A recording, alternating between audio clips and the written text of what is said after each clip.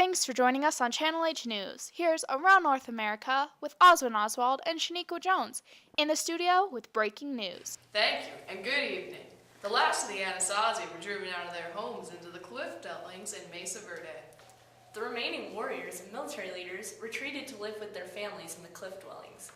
The purpose of the cliff dwellings is to keep out the Anasazi from invaders.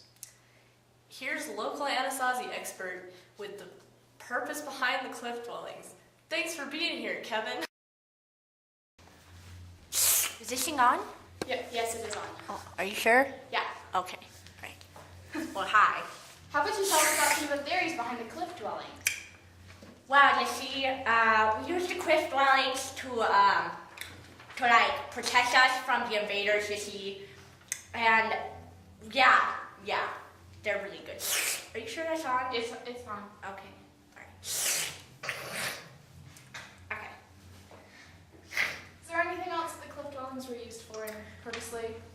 Yes. Well, you see, it was like really, really hot there, so we used it for like shade, yes, lots of shade. It was just really hot there. Yeah. Well, thanks for being here. Yeah, don't go to Mesa Verde in the summer. You might melt. What's that thing even on? Hello, my name is Pam Hassenpfeffer, and here with us is a member of the Inuit tribe to tell us about this amazing event that happened to him.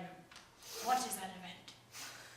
Alright, so, I got to talk to my grandfather last night through the Aurora Borealis. How exciting! What did your grandfather say? He finally blessed my marriage, that old bat. Took him so many years. Well, technically he's dead, so he doesn't have to. What's your point? And there you have it, a happy ending. Back to you. In other news, the percent of tobacco has grown in our western tribes. The use of tobacco has created controversy, but also is a part of many cultural traditions. The distributions of all tobacco have been questioned. Local authorities have come to the conclusion that about 95% of the tobacco that is being distributed is provided by one of the tribes in the southwestern area. Here's Bob Vanderstein with the story. In our area, representatives of the Miwok tribe reassure us that they have nothing to do with the distribution of tobacco. Our tribe ain't growing no tobacco for money.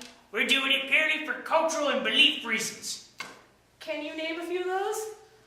No, and don't go asking questions. Back to you. And now for a commercial break. Hello there!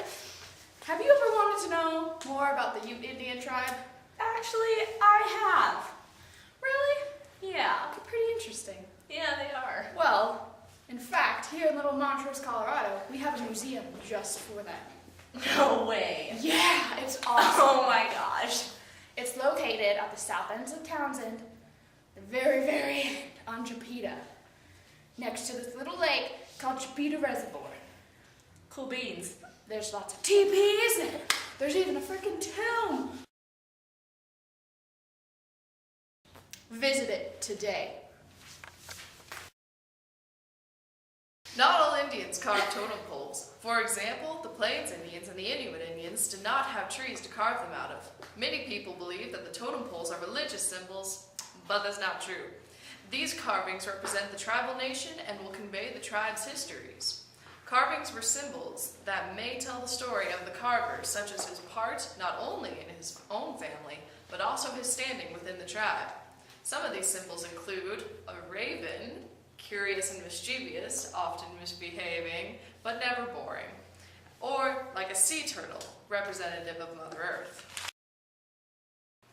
There was an eagle that represented intelligence and resourcefulness, the wolf, a totem that was known for helping people who were sick or in need, a bear, which was a teacher symbol, a frog, known for bringing wealth, an otter, representing laughter, curiosity, grace, and empathy, a salmon, representing instinct, persistence, and determination, an owl, which symbolizes the souls of the departed, and a killer whale, which was honored as a strong and brave fish, and would bring food and assistance to a chief or other important person lying helpless and or wounded. Carving totem poles is a tradition among many Indian tribes, especially those that lived along the Pacific coast where forests grew, such as the Iroquois. The Nez Perce are known for raising horses. Their horses were called the Appaloosa, which are best known for their colorful leopard-spotted coat pattern. The Nez Perce lost most of their horses after the Nez Perce War in 1877. They say that the horse has attitude, that they allow people to ride them. That's my kind of horse. Have you ever heard of werewolves? Well, in the Quileute tribes, there are such storybook characters. They are called shapeshifters. They are young men who, at a certain age, a special hormone is released into the body, allowing these young men to transform into enormous wolves. And their task, you ask, it is to protect their clan from any outsiders threatening their lives. If you would like to learn more about the Quileute stories, check out QuileuteNation.org.